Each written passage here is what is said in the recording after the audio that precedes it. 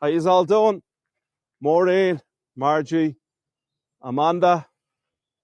Let me see who else on. Cheryl from Preston. Good to see you, Cheryl. Fran, Satyam. How are you, Satyam? Christina, Monique. How are you, Monique? And Deb, Becky. Who else? Charity, Beverly, Krista, Ray, Richard, Jennifer, Emily and Carol, Ken and Tammy, Gail, Nooney, Hayward, Matthew, Michael, Gail, Shell, Audrey, Susan. Welcome everybody, folks. Hope you're all doing well. Good to see you. We're here at the beautiful Powerscourt House and Gardens.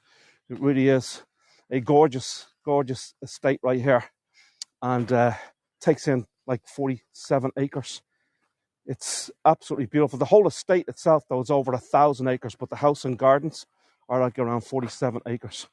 There's some beautiful, beautiful gardens here, folks. We're going to thank you, Deb, for the early tip. You're very, very kind. I really appreciate it. Reverend Deed, how you doing? Susan, are you pixelating?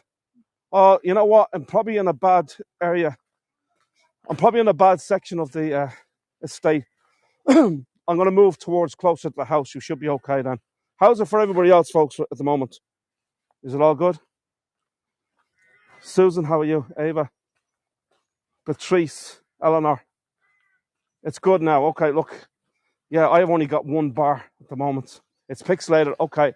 Hopefully this will fix itself when I get round to closer to the house. I was shaded by trees right there. On the plus side there, your skin. I wish.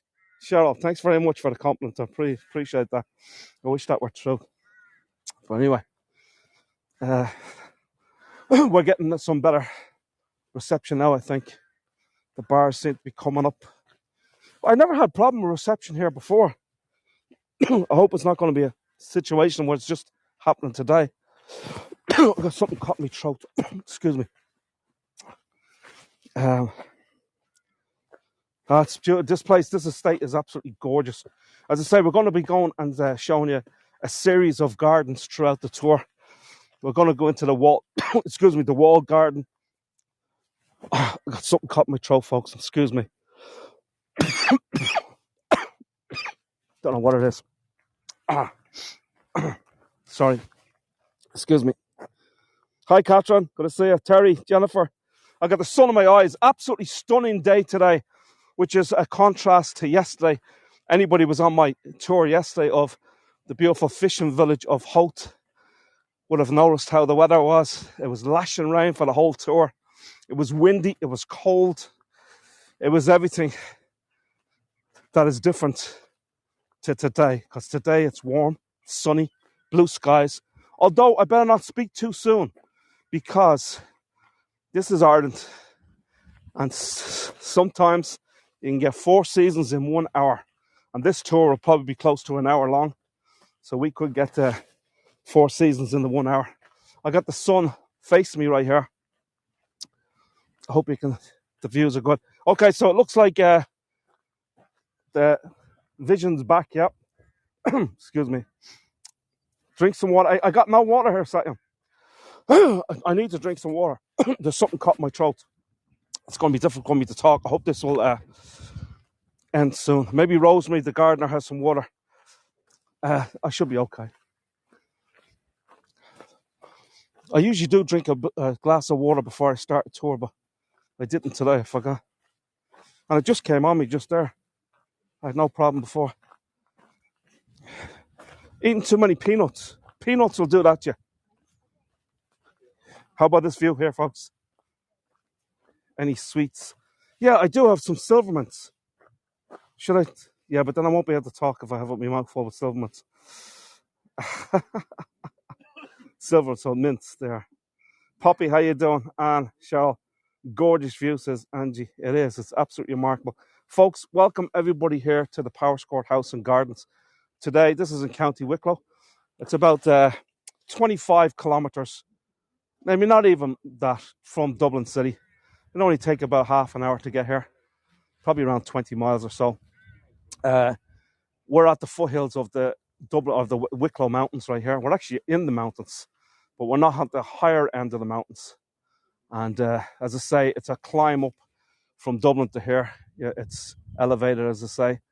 And this Wicklow is the most beautiful county in Ireland. It's known as the Garden County of Ireland. When you see this estate, when I show you around, you'll understand what I mean. It really is absolutely gorgeous. So just let me tell you a little bit about Powerscourt Estate and Gardens. And welcome, folks, to Powerscourt House. It was built in between 1730, was actually completed in 1741 by German architect Richard Castle. And it is a beautiful, I'm just going to turn around so I can show you this beautiful mansion behind me, Powerscourt House. It's got 68 rooms in it. And here it is right here, folks. Absolutely stunning. Now, in 1603, a new era began here at Powerscourt when Richard Wingfield was granted Powerscourt Castle. There was a castle here originally, and it's 40,000 acres. So it consisted of 40,000 acres, a huge, vast area within Wicklow at that time. So he was granted that as a reward for his military achievements by Queen Elizabeth I, and he was also knighted at the same time. Now, his descendants were to remain here at Powerscourt for over 350 years. And this massive house was built to look like an Italian Renaissance villa, as you can see. It's situated, as I said before, in the Wicklow Mountains, and Powerscourt is one of the most beautiful estates in Ireland. It's ranked by Lonely Planet and National Geographic to be the third most beautiful gardens in the world after Versailles and the Kew Gardens. We'll show you all this little layer, folks. You get a chance to see it. Trista, thanks very much for the tip. Appreciate it. Paddy, how are you? Good to see you. Absolutely amazing, says Krista. I love all these beautiful comments. It's just amazing. It's wonderful. Now, originally, there was a medieval 13th century castle here on the estate, and that was owned by the Lepore family, and that's from where Powerscourt actually gets its name. Now, today, Powerscourt is owned by the Slasnier family, who are descendants, believe it or not, of the Wingfields, the original owners. And it was purchased by the Slasniers in 1961. Now, Alex Slasnier, he's the head gardener here, and his sister Sarah is the manager of the estate. And of course, they both own Powerscourt House and Gardens. The house and the gardens consists, as I said before, of 47 acres. Now, in 1974, there was a huge fire here at this house, and it did considerable damage to this beautiful building. But thankfully, it was restored to its former glory and reopened to the public in 1997. As I said before, there's over 1,000 acres here, not just in where the house and gardens are, but outside in this estate. The Powerscourt estate consists of 2 golf courses also, the Powerscourt East Course and Powerscourt West Course. They're absolutely fabulous golf course. There's also a distillery here on the site. The name of that distillery is called Fir Cullen. And Fir Cullen was the original name before it was renamed Powerscourt, way back about 400 years ago. So they actually called the distillery after the original name. Now, as I said before, we are going to make our way into some of these most beautiful gardens you'll ever see. Now this is not bloom season. We're going to go into the wall garden first. After the wall gardens, we're going to go into the herbaceous gardens. We're going to talk to Rosemary there. She is one of the great gardeners, not just one of the great gardeners of Ireland, but one of the great gardeners of the world. She's planting right now. So this is kind of a tour where it's a before and after. So you're going to see some of these plants here that she is planting right now. I'm going to come back again in about 5 or 6 weeks' time, and we'll see the results of this planting. There is still some nice flowers that you'll be able to see in here as well at the moment. But as I say, it is just stunningly beautiful at the end of April, early May, and throughout the summer as well. It's just absolutely glorious. Here's another beautiful view here. We're going to be seeing lots of this throughout the tour. As I said, we're going to first go into the wall garden, then we're going to go into the herbaceous border, and then we're going to go to the Italian gardens and the Japanese gardens, followed by a beautiful tree-lined avenue with some of the oldest trees in Ireland situated along the tree-lined avenue. We'll also go to the Pepper Pot Tower, beautiful tower called the Pepper Pot Tower. So This is the wall garden. Inside the wall garden, we have a series of gates. This is the first one, and this is known as the Chorus Gate. And it was made from a copy of a 17th century German gate and was purchased in London. Can you all get a go? I got the sun in my eyes. I can't see what I'm showing you, folks. I hope everything's cool. I can't even read what you're saying because the sun is directly in my eyes. But as I say, that's the Chorus Garden. Now, the wall gardens are one of the oldest parts of the gardens. And I'm going to show you here. It's actually a rose garden as well. Really nice rose garden. But they do have some nice little flowers that are growing right now. And these are called Chinodroxa. Chinodroxa. Really nice. Now, all of these will be replaced come maybe May by stunning roses. All kinds of different coloured roses as well. Now, the tulip season's coming close. We're getting close to it. So some of the tulips are starting to bloom a little bit right now, but they've been in full bloom in probably about 3 or 4 weeks. And they are located in the herbaceous border, which we're going to go to in just a little bit. But let me just show you over here. And we got this beautiful little fountain here. It's called Julia's Fountain. And it's a memorial, Julia's Memorial. It's a calm, reflective pond right here. It's built to honour, or was built in honour of the 7th Viscountess by her son. And the wall garden features the Bamberg Gate. I'm going to show you that in a minute. But the 4 busts that you see here, folks, in this beautiful Julia's garden, memorial garden.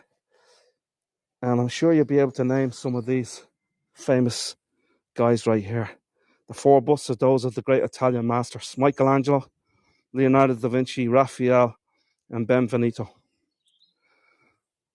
Now, the fountain itself is really, really nice. It's, let me zoom back out here for a minute, just show you. This was collected by the Viscount Powerscourt, but collected by the Viscount Powerscourt in London, and it's considered a prized possession. Give another look at that. Let me see any of the comments, because I couldn't read them when I was coming in towards that gate there, because the sun was in my eyes. Will they have the Tulip Festival this year? Edith, I'm sure they will. I will ask me that question again when I talk to Rosemary. I'm sure they will. You spoiled us there. Thank you, Cheryl. What is the temperature? It's about 16 degrees. Probably about, I'd say it's about 55 Fahrenheit. It's beautiful out today. Nikki, how are you? Is there a rose garden? This is the rose garden. The roses aren't in full bloom right now. Tom, hello, Francis from Krakow. So we got Tom is on, folks, and Tom is our tour guide in Krakow in Poland. He's a great tour guide. Check it. Put in your credentials there, Tom. If you'd like to put in your link to your tours, and people can follow you and watch your tours. Casey, how are you? Trista from Philly. Catherine, thanks for the tip. Appreciate it. Absolutely amazing. Says, okay, so we're going to continue on, folks. But as I said, there's a series of gates here. But to me, probably the most impressive gate is this one I'm going to show you right here. And this is, now once again, I'm moving towards the sun, so I can't really see any comments right now. But this is the Bamberg Gate. Really is a beautiful, beautiful gate. And the Bamberg Gate, it's 240 years old. And it came from the Cathedral of Bamberg in Germany. I can't even see if I'm showing you correctly. The sun is strong. I can't believe we haven't seen the sun all this month. This is very unusual for me right now. I'm going to go into a shaded area so I can see what I'm showing you. So how about look that gate there, right, folks? The beautiful Bamberg Gate, as I said before, 240 years old. Came from the Cathedral of Bamberg in Germany. Now we're going to make our way now, folks, into this absolutely stunning herbaceous border. And now we're going to talk to Rosemary. Rosemary's a terrific gardener. And she's going to explain to you a little bit about what she's planting and what's going to be available. But she did mention to me, because I was talking a little bit earlier about the tulips. There's going to be 25 different varieties of tulips and 25,000 bulbs, I believe. How you doing, guys? How are you? I'm live streaming. Say hello to the world. Oh, sure. Hey. How do you know so much about this place? I studied it. So we should just follow you around and get a good history tour here. If you wanted to. I'm live streaming. People are watching from all over the world here. Hello, everybody. You can watch it on heygo.com. HEYGO.com. I'm live right now. All right, folks. Thank you. So this right here, folks, is the Phoenician Gate. This is the third of the 4 gates that we have here in the walled garden. And it's an Italian design and was made in Venice by Moisa dal Torre and erected here in 1900. And it's located here at the entrance of the to the herbaceous border. Let's go in.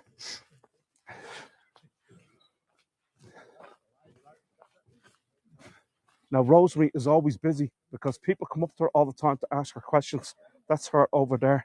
I just say, these covers that you see right here are for, because we're very close to the mountains, so the fog comes over the mountains, the mist and the fog, and while she's planting these, they cannot be opened, as I say, to the fog or the mist, otherwise they'll die. So she's got a lot of them all covered right here. There's certain plants that do that. She'll tell us which plants they are. There's another lovely little pond right here as well. I say, now people be asking Rosemary questions all day long. She'll be busy. She hardly gets time to do any of the gardening because there's so many people come on and approach her and ask her questions. So, folks, this is Rosemary. Rosemary is the gardener here. Thank you, Rosemary. Thanks, Rosemary. You're very welcome, ladies. At the herbaceous garden. To the herbaceous border. It might be looking a little bit, well, everything's kind of downsized, low at the moment. We've been doing a lot of cutting back. We have all our spring bulbs coming up like crazy. You can see the tete-a-tete, Narcissus tete-a-tete, which is a miniature daffodil, all around both sides of the fountain. That's a beautiful little bulb, small little short daffodil, hardy bulb, and they're just shining at their best at the moment. We also have crocuses, Chionodoxa, and we have a little botanical tulip, botanical or species tulip. If you want to come over, Dave, and I'll show you. That's just opened today with the heat. It's about 15 degrees centigrade, which I think is about 58 degrees Fahrenheit for all the American viewers. I think I was right. I said 55. Well, yes, around I was close. Now we have a botanical tulip is here. It's called Tulipa turkistanica, and it's a short. Can everybody hold on a second? Can everybody hear Rosemary, folks? Give me a thumbs up if you can hear. I mean, I'll make sure you can all hear her. Yeah. Yes. Okay. So I'm getting thumbs up. This is our little species or botanical tulip, Tulipa turkistanica, and that opens. It's due to open in month 3, which is March. So that's on target. And the honeybees are just loving it today. But it literally opened today for the first time with the warmth of the sunshine. So that's a little beauty. Little short one. It only grows that height. Nice. About 15, 20 centimetres tall. Beautiful. So that's, yeah, and all our daffodils, we have loads of different varieties of daffodils. They're all coming on beautifully. Can you explain about these covers right here? Just because I was trying to explain it, but I couldn't really. Yeah, this is horticultural fleece. And we've covered all our dahlias. I've cut them down low to about that, the stalks about that high from the ground, and then covered them with a double layer of horticultural fleece. And that keeps excess cold, excess moisture, frost, snow, everything off them, because dahlias don't like the cold. So I won't take them off until temperatures start warming up for real, which will be probably the beginning of April. If it's getting warm, we'll take them off. I've got some questions here. Do I see Ice Follies daffodils? Sorry? Someone's asking, do I see Ice Follies daffodils? No. Ice Follies. Gosh, that doesn't ring a bell. Okay. We've a huge does she have February gold varieties. daffodils? February gold daffodils. February gold. There's a large trumpet one at the back. And they're the dark yellow ones that are taller. Yeah. And then we've a lot of other different varieties. Now you can just imagine, folks, during the height of the season, come obviously the end of March or the end of April or middle of April even. This place is absolutely stunning, full of all kinds of beautiful, beautiful plants and flowers, including, as I say, tulips. And Rosemary was mentioned to me earlier about the tulips. How many did you say there was going to be? 30,000 bulbs. We've 50 different varieties, and we've April, half them are April blooming, half are May blooming. If it's warm in April, the May ones tend to open up a little bit earlier. So I think probably towards the end of April, Dave's going to come back and see this because it's absolutely fabulous. All pastel shades, pinks, purples, whites, peach and lemon. And we have some of our black tulips at the back. But yes, there's going to be a fabulous display. 30,000 bulbs, 50 different varieties, and the colours are just stunning. So that's the first blast of major colour that will happen in the herbaceous border. And then as they die back down towards the end of May, all our herbaceous perennials will take over, like geranium, aconitum napellus, all the other perennials, and they'll cover over the dying tulips because we let them die back naturally, because that's one of the conditions they need to do well for next year, to get a good energy store back into their bulb, is to let all the foliage die back naturally till it actually comes away in your hands. How does she keep the weeds at bay? The weeds, it's called Good question, Cheryl. Me with my hand fork. I have a little mini fork, and I just keep digging them out. So it's 100% organic. So it's all organic, folks. No messing around, no machinery. I don't even use a hoe here because we have so many plants, it would actually upset. Great question, Cheryl. Yeah, very good. Some of the plants. So it's just a mini fork and just dig them out. I don't understand this question, but here's another. Are the willow-like wickets used as trellis? Oh, come here and I'll show you. Good question, Kaya. There's a beautiful one here. Now, this is actually cornice or dogwood that I have harvested from down by the lake, and I stored all the pieces, all the stems for a few weeks in a container, just to let them dry out to minimize any kind of rooting or sprouting. So I've handcrafted it. Cornice or dogwood bends beautifully without breaking, just like willow. So she can be forgiven for thinking that they're willow because it acts just like willow. Now, this is to support plants like our peonies. They grow up into a kind of a shrub, and the stems come through here, and all these side supports hold the big heavy flower heads of the peonies. And I also do it for a plant called Persicaria over here. That's very leafy and very delicate kind of stems, and it keeps them all held upright. It grows through the support and just keeps everything supported and upright. Beautiful. Yes. Fantastic. So I handcrafted those last May and June, and they're in position now, and we'll keep them. They'll work for as long as they last, maybe 2 to 3 years, and then I'll phase reconstructing them with fresh cornice or dogwood. Well, we're really looking forward to coming back then at the end of April, Rosemary. Thanks a million. Excuse me. Thanks very much for telling us all a little bit about the gardens here and what you're planting and so forth. And really looking forward to seeing the tulips, let's say the 50 different varieties and 30,000 bulbs. So that's just incredible, you know. Looking forward to that. And obviously there'll be lots of other beautiful plants in here as well, including the wall garden. Just before you go, yes, Dave, please. That's, it's a winter flowering, late winter, early spring flowering little shrub called Daphne. And the scent from the flowers is beginning to die back now because as we move into proper spring. But it's got the most heavenly scent. This is Daphne Valua Jacqueline Postil. Lovely. And it's just heaven. The scent from that, it's a little bit like hyacinth. Love really Daphne, strong, beautiful scent. Beautiful. Yeah, I can smell it here now. It's nice. Yes. It's beautiful. Yes, and you have the poo from last year. The poo. The poo, that's our dahlia. Dahlia. Winnie the Pooh. Yeah, Winnie the Pooh. It's an absolutely stunning flower. Oh, yes, orange and yellow. Yeah, so it's vibrant. Beautiful. Yeah. You'll see that all coming up, folks, come at the end of April. Rosemary, thanks a million. I'm showing around the rest of the gardens. We're going to make our way to the dolphin pond. I'll see you on the way back. Good luck, Dave. Thanks a million, Rosemary. Appreciate it. Thank you so much. Thank you. Could ask her questions all day. Yes, Susan. I have a Voyager, Suzanne. She was actually here in October, and she spent, I think, about 3 hours with Rosemary. She's watched the show here, this particular tour, but she wanted to come in person, so she came. And also, last September, we had Dennis Garrison. He's actually the father of Liam Garrison, who one of the founders of Hagel. Himself and Liam and John set up Hagel. So his father is part of a magazine from California magazine, and his friends who own the magazine, they actually came here. I set it up for him to meet Rosemary. And supposedly it's the biggest garden magazine in the world. It's a California garden design magazine. They actually came to Dublin City as well, so I met them and took them around for a tour.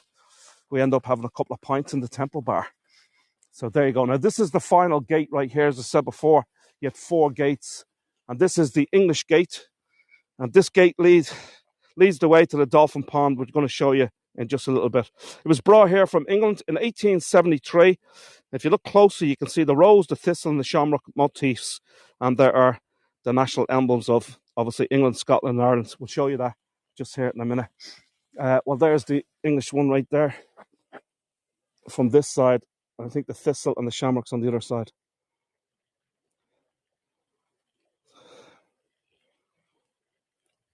Name of the magazine, California Garden Magazine. I can't remember what the name of it is, because this guy Dennis told me he's going to send me a copy of it, and I never got the copy. And I think it's called the California Garden Design Magazine or something like that. I'm not 100% sure. So here's the thistle and the shamrock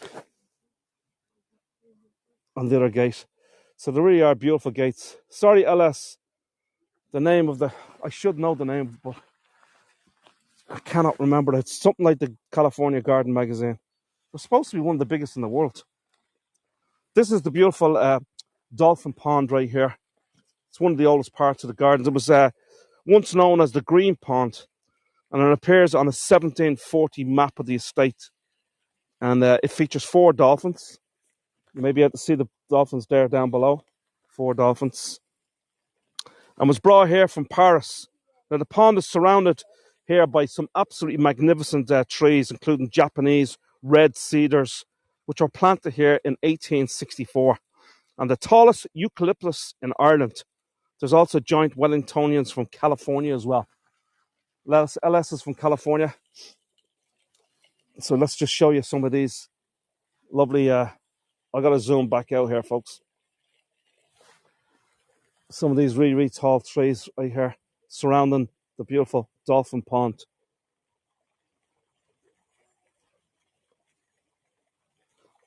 Hilliers in Hampshire, England.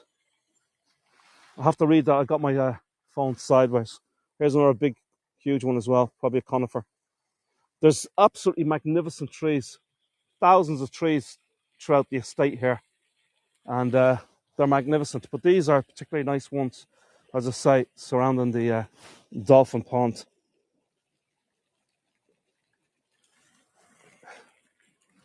I'll just zoom back out here so I can read what's going on.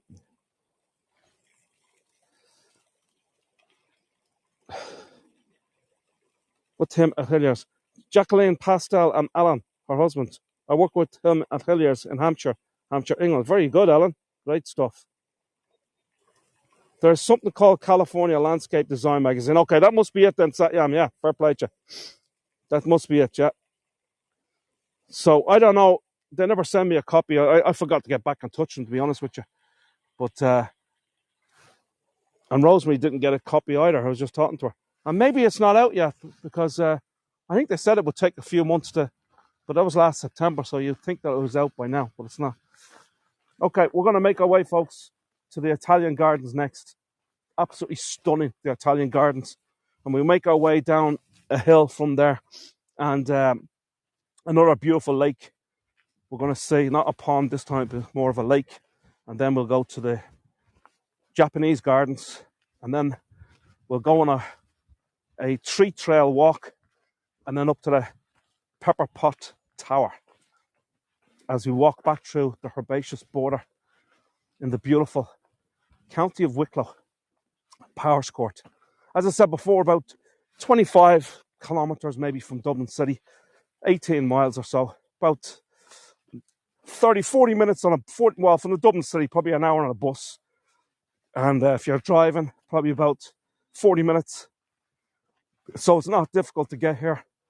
The estate here is absolutely beautiful. They've got some absolutely beautiful shops here as well, including Avoca. Avoca owns most of the shops here, and they're absolutely gorgeous. Thanks, Rosemary. Take care. You're very welcome, Dave. Bye. There's a membership here. I'll just show you. I got a post here of how much it costs and so forth to be a member here. I think a family for a whole year is 175 euros, which is very reasonable because there's like 4 walking trails along this estate right here, and they're just beautiful. There's also, that gives you access to the Powerscourt waterfall, which is the tallest waterfall in Ireland. It's probably about 3 kilometres from here, but it's all part of the original estate here. And as I say, there's walks along the Powerscourt waterfall, but there's also walks on top, above the Powerscourt waterfall. Here's the Julia's Garden again, just before we leave. It's stunning, with the great 4 Italian masters. So it's in the Italian design. Yes, Gail, Avoca Cafe is very, very good. I'll tell you the whole story about Avoca another time, because I'm looking to go to the beautiful little village of Avoca in County Wicklow, not that far from here. And I want to go into the hand weavers, Avoca hand weavers, because that's what they started off as, hand weavers, in around the year 1734. It's quite incredible how old it is, and it's still going to this day. They make linens, they make their hand weavers, all kinds of beautiful clothing. So here we are at the Italian Gardens, folks. The gates are incredible. They are, Diana. They're really beautiful. I came in late. Is it near Wicklow? This is Wicklow, Irene. We are in County Wicklow. Not the town of Wicklow, but County Wicklow. Enniskerry. It's Enniskerry. You may have seen a tour that I've done before of Enniskerry. That's a little village, which is not far from here, probably about less than a kilometre away from here, from the estate. Stunning gates. Yeah, everybody loves the gates. As I said, there's 4 beautiful gates. But here we have, folks, is the Italian Gardens, and these are really, really magnificent. They're beautiful, and there's some beautiful, wonderful sculptors and what have you here as well. And we'll just explain these and show it to you. So the Italian Gardens are,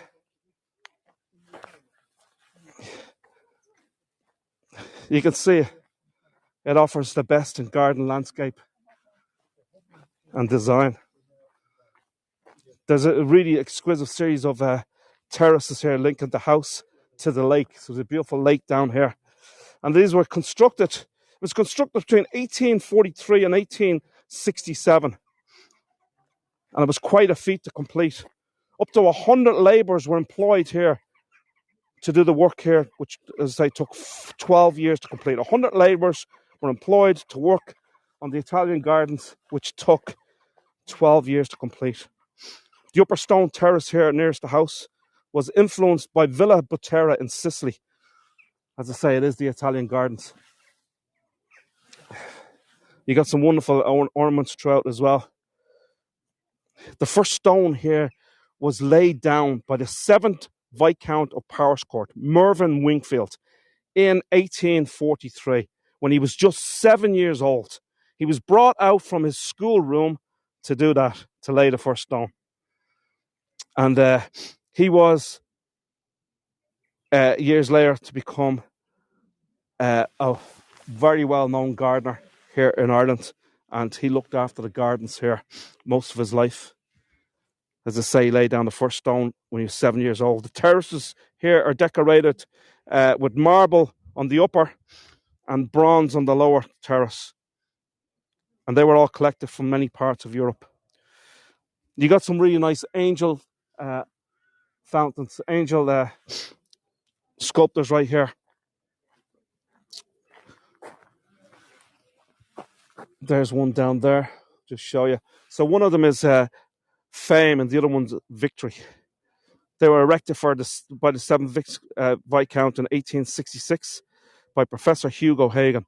So they were created for the 7th Viscount in 1866 by Professor Hugh Hagen of Berlin, from the design of the great German sculptor Rausch. There's some absolutely lovely vases here. Vases.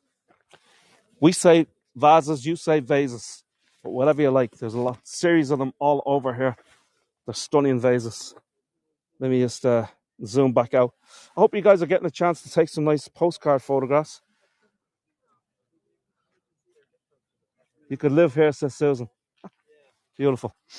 I love that positivity.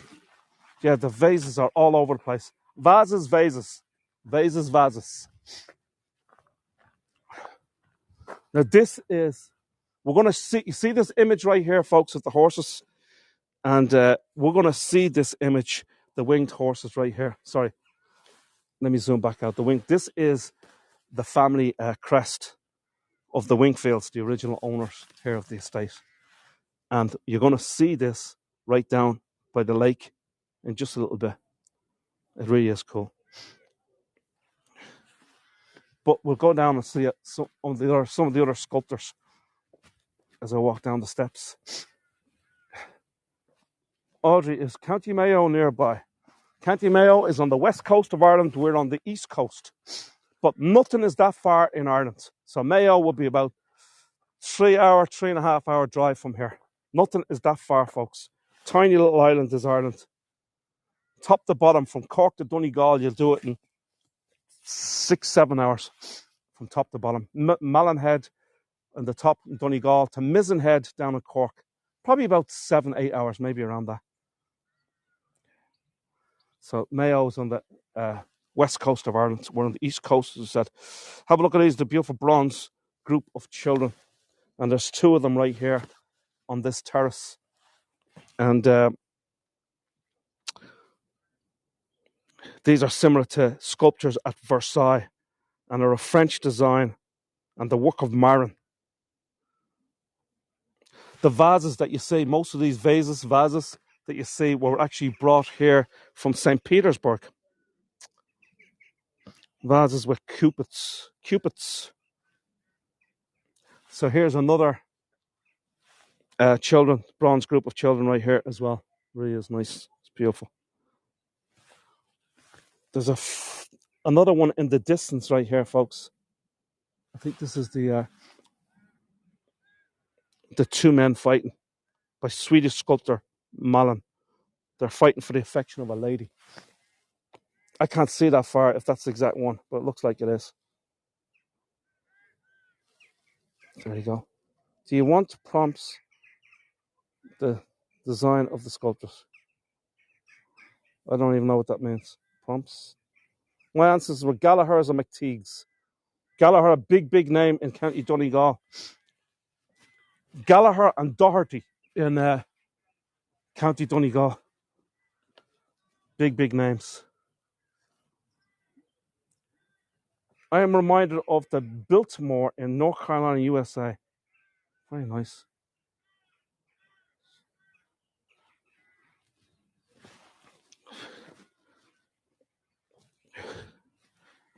So we continue on down here. How about that for the view, folks? Now, even as I say, the plants and the flowers are actually coming up already. But give it another 3-4 weeks, it'll be absolutely stunning. Similarities for sure, Fran.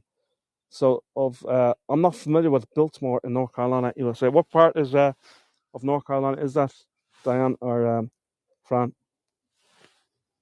Breathtaking, says Anne. Wow, says Maria. And you have the Sugarloaf Mountain there in the background. The beautiful Sugarloaf Mountain. That is a mountain that looks higher than it actually is. It's not that difficult to climb. I climbed it many times as a young fella. I don't think I'll be able to do it today, though. I'm too unfit. Maybe I should give it a bash, right?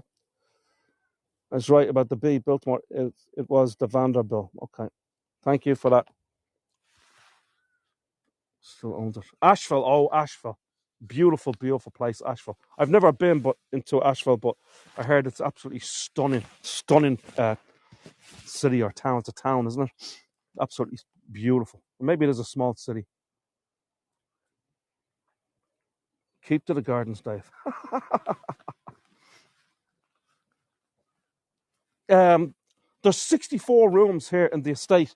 I should give you another look at the estate right here, folks. The house.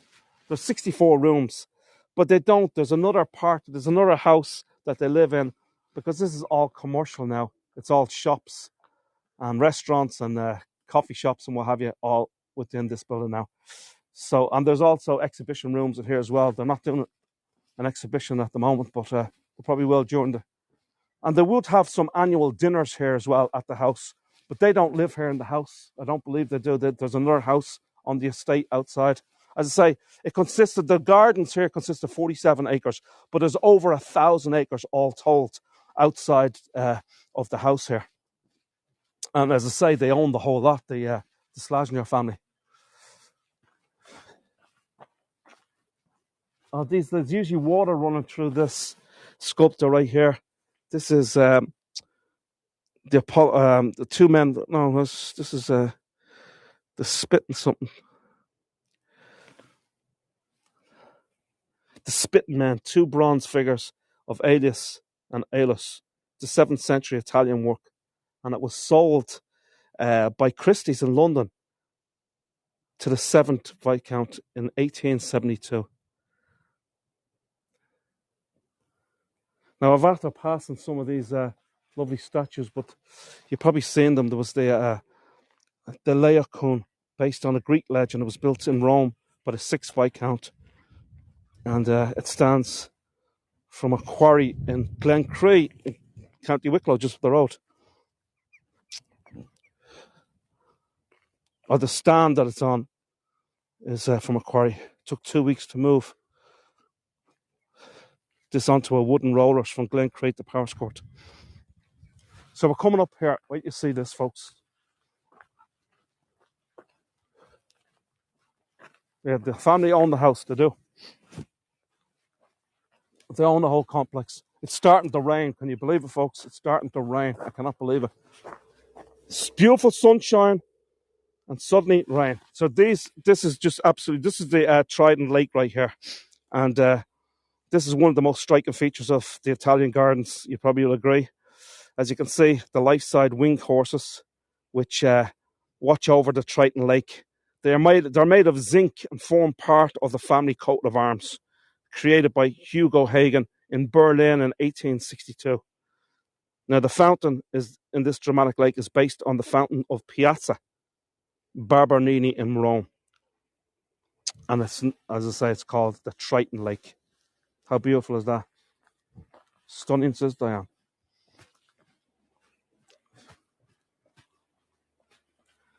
I'm going to constantly turn around to show you back at the house, because there's another lovely view of the house from looking up to the house. Really is stunning. This is an absolutely fabulous place to come, folks. If you're coming to Dublin or you're coming to Ireland, as I say, it's only about an hour on a bus to get here, on a public bus, that is, the Dublin bus, not a coach or anything like that. And thank you, LS. I'm glad you're enjoying it. And so it must be very early there in LA. LS is in California. I think she's in LA. That's you're 8 hours behind. I think you're 7 hours behind now because your clocks went back last week. It's still very early in the morning.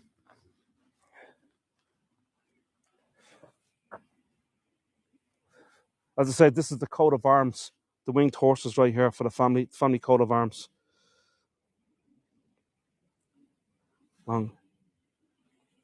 Just after 9 a.m. Okay, it's not that early. Okay. Well, in Arizona. Okay. In California, is that 1 hour? Is that the same time? West Coast? Or is it an hour? Are they an hour behind you? Charlotte, Powerscourt, yeah. I'm going to give you another look at a view of a postcard that I have here. This is a really beautiful postcard of Powerscourt. How about that? Love the winged horses, says Trista. So do I. Gorgeous. We're going to make our way around, folks, to the Japanese gardens next. Observe daylight savings time. Okay. Thanks, Matthew and Michael. The time just changed in California to daylight savings times. Yeah, I'm not sure, but I think ours go back this weekend. I'm not 100% sure. Except on reservations. Wow, didn't know that. Audrey's in Washington, D.C. I used to live near Washington, D.C., Audrey. I lived in Annapolis, in Maryland. 17 years I was there. I'm in Washington, D.C. area where there's now 12:09. LA is 3 hours behind us. What part of Washington, D.C. are you? Are you in Maryland or are you in Virginia? Or are you in D.C. proper? Paddy, thanks so much for the tip. I really appreciate it. Thank you. Thanks for the follow, Jennifer.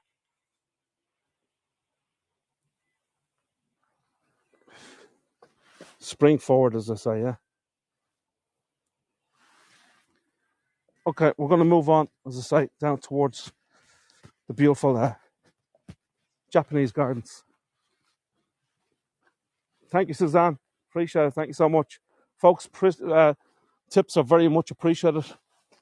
Thank you so kindly. It's what keeps the platform going. Ontario, Canada, 12:10 p.m. The province of Ontario. Canada, huge, huge, massive country. The provinces are just gigantic. Second largest country in the world is Canada. But yet, only about, 30 million population? 25, 30 million population. Thank you, Jennifer. Appreciate it. Here in this country, it's tiny. It's only, they say about 5.5 million. I'd say it's 6 million or more. There's a lot of people unaccounted for, so there's got to be a lot more than that they say there is. But small country. Texas would fit into Ireland about 7 or 8 times, probably. The state of Texas, you can fit Ireland in it probably about 4 times anyway. The whole country. Cynthia, thank you so much, Cynthia. Raise the point. We'll be raising the point tomorrow, folks, because we've got St. Patrick's Day, and we're actually doing the parade tomorrow. So I'm really excited about the parade tomorrow. And I've got bird's eye seats, folks. I got absolutely amazing location to live stream St. Patrick's Day parade, because I'm in an office on the first floor of an office overlooking the parade.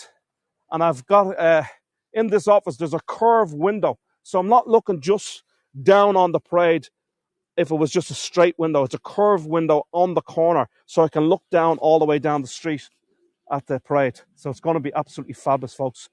There's close to 1 million people coming to Dublin. They're probably, most of them are already here for the St. Patrick's Day parade. It's a huge event here in this country. It is absolutely massive. And there's going to be marching bands, mostly from the United States. I think there's 2 or 3 from Canada as well. I think there's 2 from Indiana, or 3 from Indiana. There's 2 from Oklahoma. There's 2, I think, from Florida.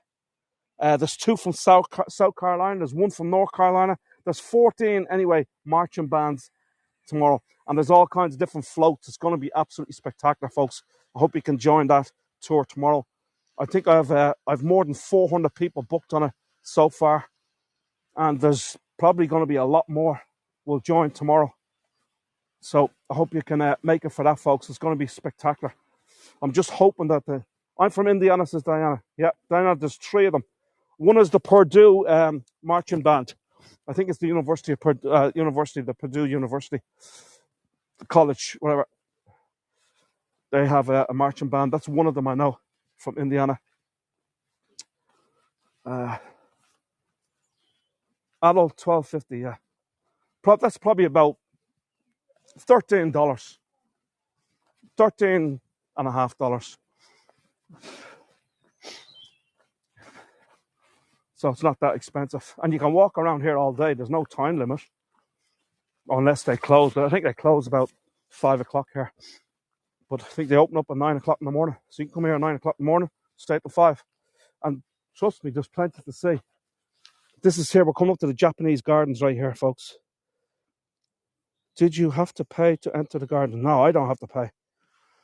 Think about it. I'm advertising this place to people around the world. There's been lots of people that watch this show that have come here on this particular show. And there's other viewers that didn't come themselves, but they told family members and friends that were coming to Ireland that they have to come see the Powerscourt garden. So I do not have to pay in here. They're actually delighted that I come in here. Have a look at the monkey tree right here, folks. And you have down free advertising. There you go, Amanda.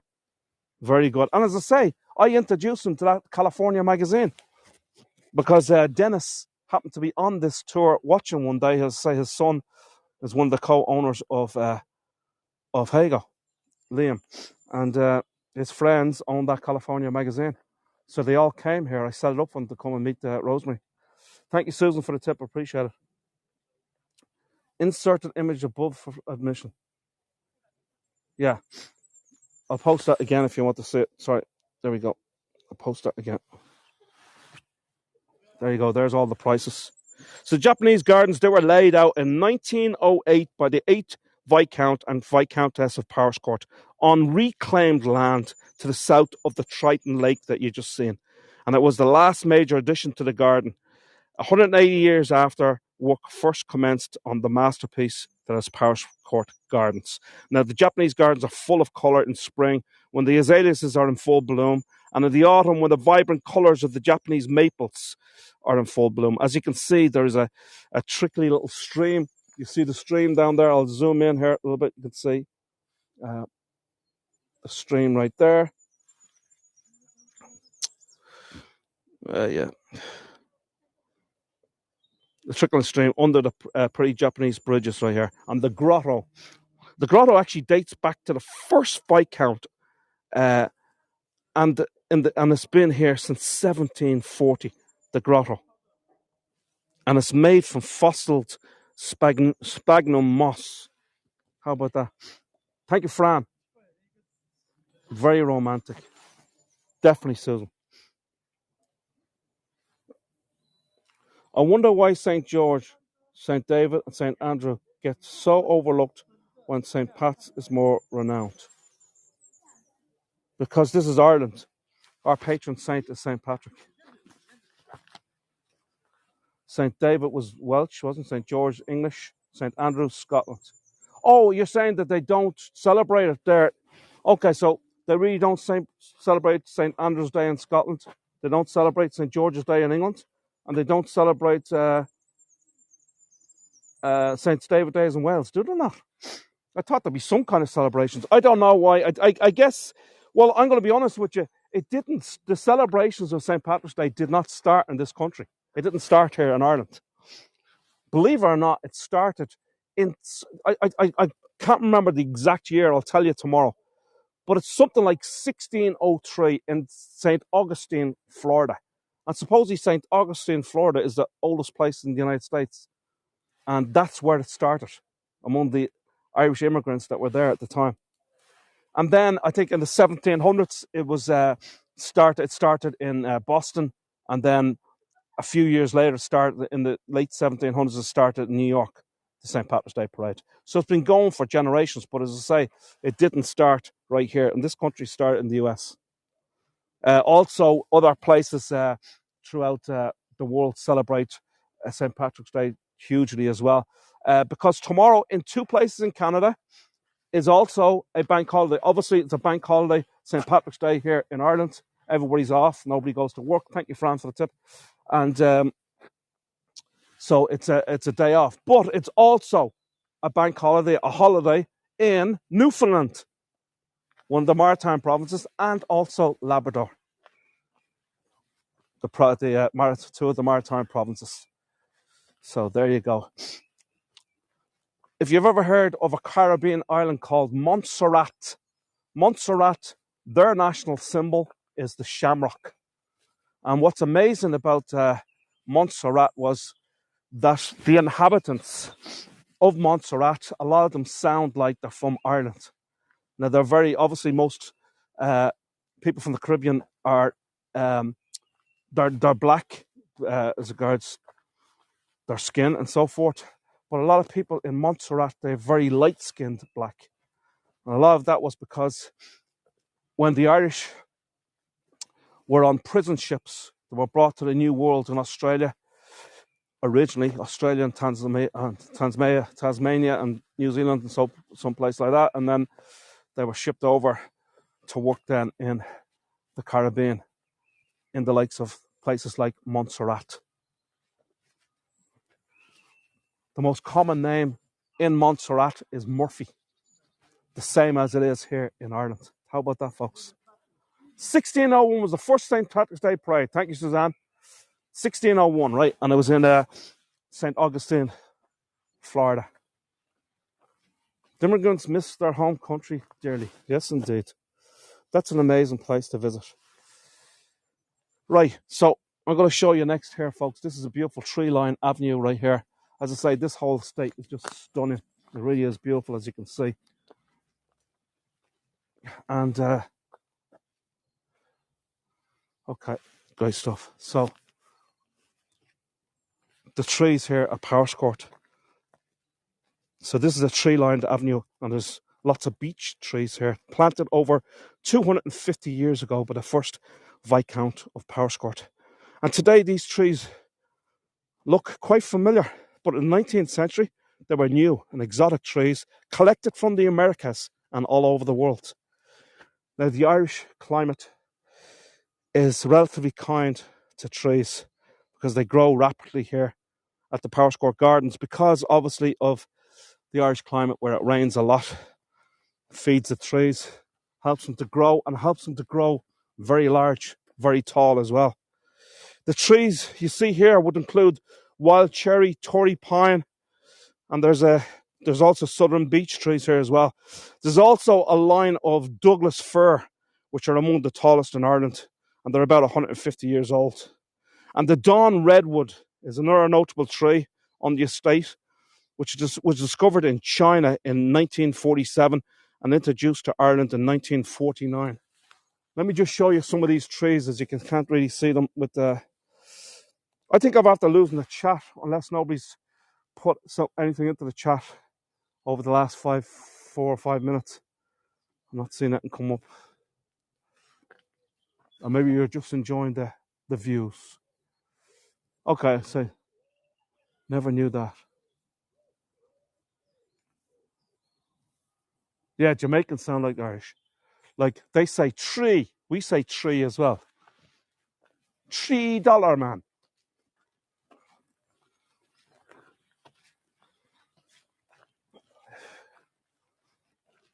I'm out for the trees. Is that what the saying is? Can visitors walk on the lawns? I think it's prohibited walking on the lawns. Yes, it is prohibited. You have to go. No, you cannot walk on the lawns. I'd say they're always planting and so forth. Alas, good question there. You don't need to walk on them. You have your camera with you. You can take some nice pictures. Have you done the Japanese garden there? Yes, Bonnie. I actually live streamed from there, the National Stud. I did it last April. I live streamed from there. Oh, by the way, folks, today I've been on this platform a little over 2 years, because I had my 2-year celebration on the 9th of March just last week when I was down in Cork. But today is my 300th tour that I've hosted here on Hagel. Today is my 300th tour. How about that? Doesn't seem like it was that many. Yeah, so the National Stud is absolutely beautiful. I'm going to go back down there again. I got to get in touch with the man that runs the place, David. I got to get in touch. And thank you, Christine. And we are going to go back down there to the National Stud. I will do it again, Susan. Yeah, for sure. Thank you. Thank you very much. My 300th tour. And we're right here at Powerscourt. I couldn't have done it in a better place. I love this place.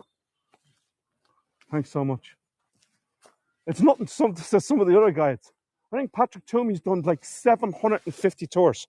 And he started at the same time as I did. He started about 4 days before I did. And he's already done 750 tours.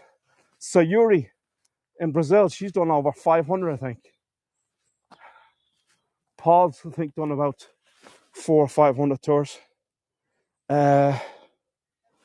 Leslie's done about 500-600 tours. So it's nothing. 300 is not. I mean, there is a lot of people doing a lot less than I have, but it certainly isn't the most. That's for sure. So this is a beautiful pepper pot canister, or pepper pot tower. Here's my canister. That's why it's named after. Let me see. I'm gonna walk to it up here. I'll walk up here to it. Pepper pot tower. Yeah. But it got its name from the. I'll tell you the story right now. How it got it. It's Yeah, this pepper pot tower was modelled on a pepper pot from the 8th Viscount's dining room and was built to commemorate the visit of the Prince of Wales in 1911. And it was particularly constructed using stone from an old church on the grounds of Powerscourt. Now, it's decorated with cannons. You'll see these cannons now in a minute, including these cannons. Some of them are from historic events, such as the Spanish Armada and the Battle of the Boyne. Battle of Boyne was 1689. I can't remember the Battle of Boyne. I think it was late 1600s.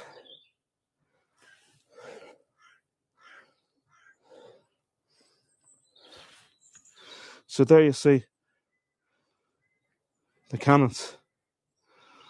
As I say, some of these are literally like 400 and 500 years old, these cannons.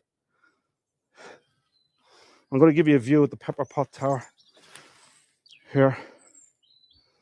Oh, I went the wrong way. I'm always going the wrong way when I do this vertical thing. So there's the Pepper Pot Tower. Really nice. Thanks, Casey, for the tip. Thank you so much.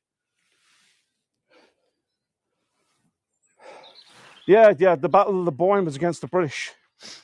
And the Spanish Armada were here helping out the Earls of Northern Ireland. Red Hugh O'Donnell. He recruited the Spanish Armada, and they came here in 1691, I think was the Battle of Kinsale. 1692, the Battle of Kinsale. Thanks, Edith. Thank you, Susan. 1690, that's what it was, the Battle of Boyne, 1690. Thank you, Satyam. Satyam always looks up stuff for me. Thank you so much. I really appreciate it. Yeah, 1690. I did say it was the 1690s, didn't I? I think I did. So it was actually close to the same. Both the Battle of Kinsale in 1692, I think it was, and then the Battle of the Boyne was 1690. All of our conflicts in this country were fights with the British. The British were our occupiers at that time, so all of the wars, and we lost every single one of them. Now, the Battle of the Boyne was the William of Orange versus, believe it or not, James I. But James I was a Catholic, but he had help from the Irish and so forth. It was over territory, it was over the land here in Ireland. And William of Orange defeated James I. So he got all the land at the Battle of the Boyne.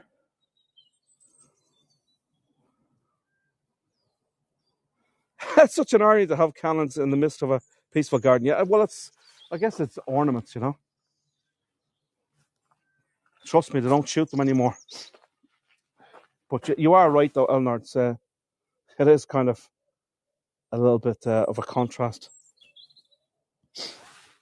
Trenda, I'm way past where the pet cemetery was. I completely forgot about it. And it's too far away to me go there now. It was the dolphin pond. It was behind the dolphin pond, down the steps. I knew I was forgetting something at the time. I knew I was forgetting to go somewhere. The pet cemetery. I'm sorry. I'll get it the next time, Trenda. I'm going to be doing this in about another 5-6 weeks. What kind of birds do we hear in the background? I can't even see them. But I'm sure there's a lot of robins, garden birds. I mean, I'm sure robins are all over where you guys are from, the US and Canada and UK and so forth. But it's a huge garden bird right here in Ireland. They're everywhere. They're gorgeous little birds. So a lot of them might be robins. And that's a really good question, because I should have looked up the flora and the fauna here. Or sorry, the fauna. I know they get a lot of foxes in this area as well. You'll get a lot of badgers. You'll get a lot of owls and bats as well. Thanks very much, Ellis. Thank you so much. Thank you, Trina. As I say, the next tour is tomorrow, folks. St. Patrick's Day. That, I think, is a lovely, nice postcard photograph right there of the Pepper Pot Tower. It really is lovely. Perfect day for this, Dave. Yes, indeed. I can't believe I've gone an hour already. Where did the time go to? I cannot believe it. I thought I'd loads of time left. I just looked at the time just now. Is a tower considered a tower house? I don't think so. No, it wouldn't be. I think it was built for design, but it is a good viewing point at the top.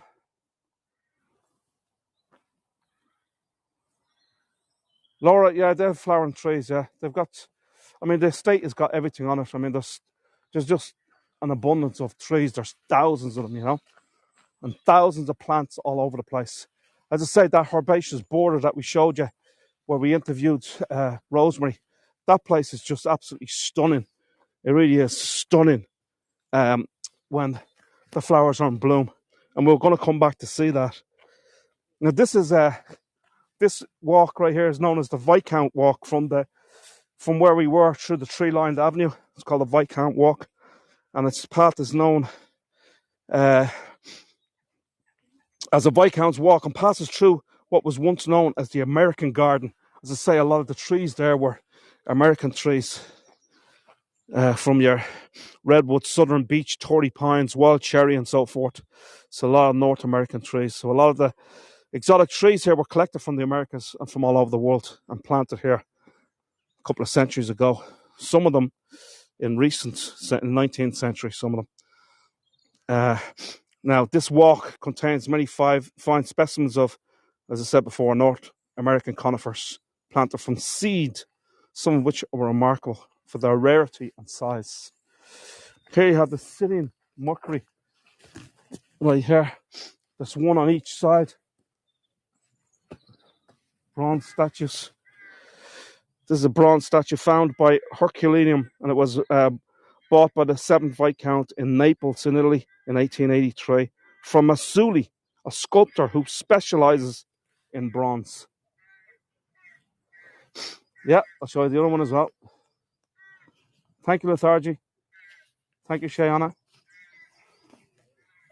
And there's the other one right here.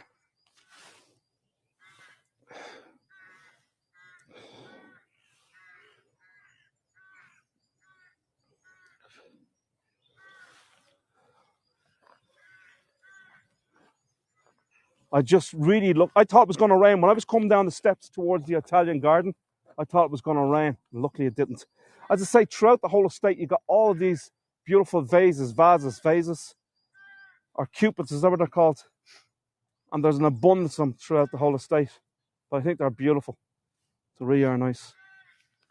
As I say, this is all on the Italian concept. As you see more of the vases here. As I say, this is built on a copy of the Italian garden. And that's about all I got for you, folks. I hope you enjoyed the tour today. Thanks so much for coming on. Hope you enjoyed the views. They are stunning, if I say so myself. And we're going to come back here, say, in about 4 or 5 weeks, maybe 6 weeks. And we'll take you in the wonderful gardens again. But this time, where all the flowers are in bloom, especially the tulips. 30,000 bulbs, or 50,000 bulbs, or something that Rosemary said, with 50 different varieties of tulips. They'll be all ready for the end of April. So we'll come back then. Thank you, Cheryl. Appreciate it. Thank you so much. Thanks so much, everybody who left a tip. I really, really appreciate it. You're very, very kind. And folks, I hope to see you tomorrow on the St. Patrick's Day Parade Tour. I've no idea how long I'm going to be live streaming on that for. It could be an hour. It could be an hour and a half. Might even be up to 2 hours. It depends. Thank you, Satya. Thanks, Poppy. So Poppy's after putting in the link for the St. Patrick's Day Parade. Thank you, Linda. Really appreciate it. Thank you, France. Thanks, Gillian. So, yeah, it's at 1 p.m. Irish time. I think that's 10 a.m. North American time on the East Coast. 7 a.m. if you're on the West Coast. I'll tell you, it'd be worth it coming. It'd be nice. Trenda, thank you so much from Nebraska. I really appreciate that. Thank you, LS. Thank you, everybody. Hope you all enjoyed it. Sláinte. Folks, if you did enjoy this tour today, I'd really, really, really appreciate it if you could leave a nice review. Reviews are, I keep on saying this, after tours. I remember, as I say, this is my 300th tour. And for the first 50 tours that I did on this platform, people would leave 10, 15, 20 reviews per tour. Today, we're looking to get 1 or 2 or maybe 3 or 4 reviews. And it's a little bit disheartening because you put a lot of effort into tours and showing you around and so forth. And this is what really shows the appreciation when we see reviews. And, it's just, it inflates our ego, if you like. But no, it motivates us. It motivates us to keep doing these tours. But if we don't see a review, it's very less likely that we're going to be motivated. And the other thing is that if people will see a well-reviewed tour, and they're more inclined to book that tour the next time that tour is scheduled. So I really hope that you can do that. Where do you leave reviews? Good question, Audrey. Audrey, you will get an email saying that you're on this tour, and we'll show you the list of my upcoming tours. And at the very bottom of that email, it says leave a review. Click on that and leave a review. It's really easy. You can easily be able to do it. If anybody else, thanks very much, Melinda. Appreciate it. Where do you put the review? So you're going to get an email from Hago. It will give, saying that you're on this tour, it will give you a list of my upcoming tours. At the very bottom of that email, it says leave a review, and that's where you do it. If anybody else knows, if there's anyone else that you can, where they show to leave a review, I don't know. They used to have trips, my trips, and you click on that, and it shows you the previous tours that you've done. I'm not sure if that's on the app anymore, but that's on the app. Hago, okay, there it is. Poppy. So, folks, click on Poppy's right there. Poppy's link right there says whago.com trips, and that way you can leave. And if you want to see reviews on how they're done, check out Poppy's reviews. They're absolutely sensational, and she puts them up on Instagram for all the tours that she goes on Hago. And she goes on lots and lots of tours.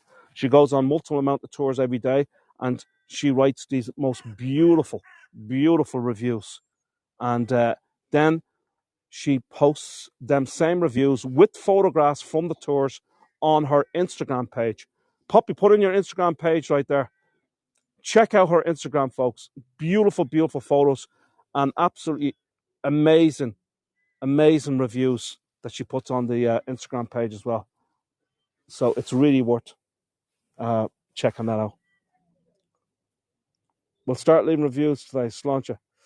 Thanks very much, Audrey. Appreciate it. I think some of us are getting complacent, especially when some of us have been with Hago from the start. There you go, Cheryl. You're right. But trust me, Cheryl and everybody, we really do love the reviews. We really do. All the tour guides do. Because I say it's just, it shows that people appreciate what we do, you know, and that they enjoyed the tours. Because we really know way of knowing if you really enjoyed it, if you really liked it. I know we get some chat and so forth where people say that they loved it. But review is really nice to have. Thank you so much. Gloria, thank you. My face. You sure you want to see this, Gloria? I hope you're not eating. I hope you're not having dinner. There you go, folks. And there in the background, you see the beautiful Powerscourt house. I'm going to leave this tour by showing you another view of the Powerscourt house. I'd say 64 rooms. It really is stunning. And I'll give you one more view, folks, of the beautiful Italian gardens here. And in the background, the beautiful Sugarloaf Mountains. Let's zoom in a bit. Dear lass. I hope you got an opportunity to take some nice postcard photographs during this tour, folks. There was, luckily today, the weather was so nice, it would have given you an opportunity to take some nice postcard photographs. We're going to leave you with this image right here of the house. Thanks, Cheryl. Cheryl's at the point on powerscourt.com. Great stuff. Thank you. All right, folks. Slán lit agus greva míle maith agat. Thanks very much for coming on my 300 tour on Hago. And I hope to see you again tomorrow, folks, for the St. Patrick's Day Parade tour. If you're into music, folks, this Sunday, this is St. Patrick's Day weekend coming up. So this Sunday, we're going to Darky Kelly's and we're going to listen to some great Irish music. Hope you can join me for that. That's Sunday evening at 7:15 Irish time to see the Irish Celts, which are a brilliant, brilliant band playing Irish traditional folk ballad music. Hope you can join me for that. There you go. Poppy's at the putting in. The Poppy, you're so quick. Fair play to you. Thank you very much. So that's this Sunday. See you later, folks. Slán lit agus go raibh míle amach go sláinte. Take care, folks. Thank you. Bye-bye.